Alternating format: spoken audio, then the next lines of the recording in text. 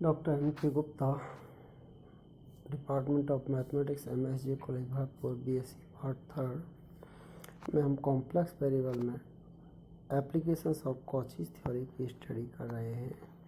आज इसमें हम थ्योरम्स की स्टडी करेंगे।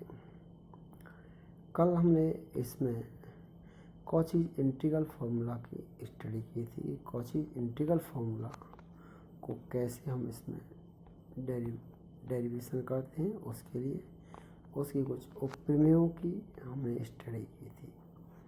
आज उसी सीक्वेंस में हम नेक्स्ट थ्योरम विश्लेषिक फलन के लिए अवकलज derivative of an analytic function.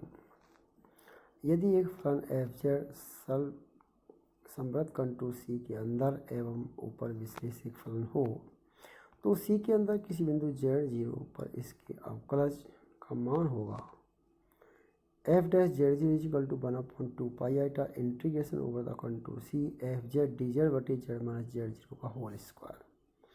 देखिए प्रूफ कि माना हम इसमें कहें कि z0 के समीप में कोई बिंदु z0 प्लस h है, कोई बिंदु ले लिया। अब हम h बहुत छोटा है, इच्छानुसार जितना छोटा ले सकते हैं क्योंकि लास्ट में h टेंस टू 0 लिमिट लगाते हैं। तो हम z0 की जगह पर z0 प्लस h रख दें, तो इसलिए f(z0) प्लस h यानी कॉसी का समाकलन सूत्र हम पढ़ चुके हैं। f(z0) = 1/2 integration over the contour C f(z) dz/z-z0। तो ऐसे ही f(z0) प्लस h के लिए रख दिया 1/2 integration over the contour C f(z) dz/z-z0 h bracket में रख दिया। दोनों समीकरण हमको मिल गए। अब हम निकालते हैं f(z0) plus h minus f(z0)/h। Derivative का फॉर्मूला है ये, तो दोनों को हमने माइनस कर दिया। 1/2 h यहाँ कॉमन आ जाएगा क्योंकि h से डिवाइड किया है। ब्रैकेट में 1/z minus z0 minus h और minus 1/z minus z0। f(z) dz common है। अब देखिए 1/2 f(z) dz अपना है ये। अब यहाँ से हम ये देखते हैं कि z minus z0 minus h into z minus z0 common लिया, दोनों को हम सिंप्लीफाई किया जिससे ऊपर h आ गया और h से h कैंसिल हो गया।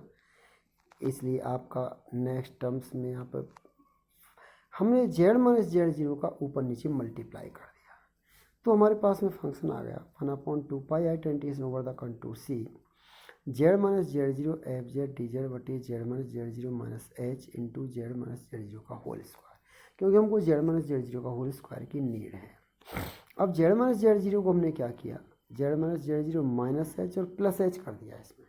इसको फिर हमने दो भागों में तोड़ दिया, तो 1/2 h f(z) dz z minus z0 का whole square plus h/2 integration over the contour C f(z) dz/z minus z0 minus h into z minus z0 का होल स्क्वायर। अब इस समीकरण में जो है हम देखते हैं, यहाँ पर देखिए C जो लिया हुआ है इसके अंदर एक C1 वृत्त है क्योंकि z0 के nearest point z0 plus h लिया हुआ है। इसकी त्रिज्या r है, C कंटूर बाहर है, इसके अंदर C1 है। तो C1 such that mode z minus z0 = r इस प्रकार लेते हैं कि ये पूर्णतः C के अंदर हो।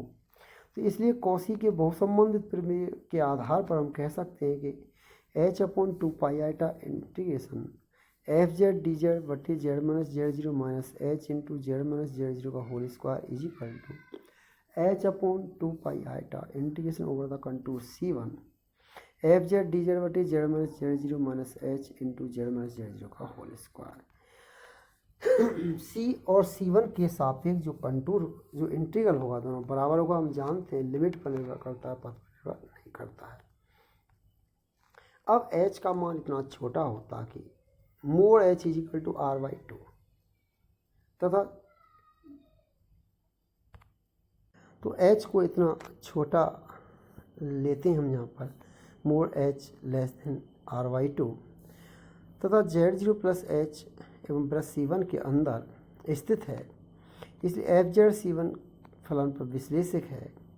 अतः फलन परवत भी होगा अतः तो धनात्मक संख्या वास्तविक संख्या कोई भी m अचर दिया हुआ है जिसके लिए पहले एक प्रमेय दी हुई है, उसके आधार पर हम लेते हैं mod F z less than equal to capital M for all z belongs to C1 होगा। तो हम यहाँ पर दे सकते हैं mod Z minus Z zero minus h greater than equal to mod Z minus Z zero minus mod h greater than equal to, इसकी value रख देते हैं r minus r by two is equal to r by two. तो इसलिए पूरे का mode लेते हैं, मोड को हम फिर बाइफ्रिकेट कर देंगे जो कि लेस देन इक्वल टू में कन्वर्ट हो जाएगा, और इसकी वैल्यू हम जब यहाँ पर सब्स्टिट्यूट करेंगे तो mod H Y two pi integration over the contour C1 mod F Z mod D Z वटे mod Z minus Z zero minus H mod Z minus Z zero का होल स्क्वायर। इन सब की value substitute करने के बाद हमारे पास में ये फॉर्म आ जाती है this less than equal to 2m upon r square mod h. If we take mod h tends to 0 so that will becomes to tends to 0, so therefore limit h tends to 0 f z 0 plus h minus f z 0 but h is equal to 2 pi iota integration over the contour C f z dz but z minus z 0 का whole square. अतः f z z 0 पर अवकलनीय है, तो f dash z 0 is equal to 1/2 pi iota integration over the contour C f z dz but z minus z 0 का whole square. इस तरह हम अवकलज की जो प्रमेय है यहाँ पर यानी विश्लेषित फलनों के लिए जो अवकलज है या इसकी अवकलज प्रमेय, इसको आगे के टॉपिक्स में हम n के लिए सिद्ध करेंगे।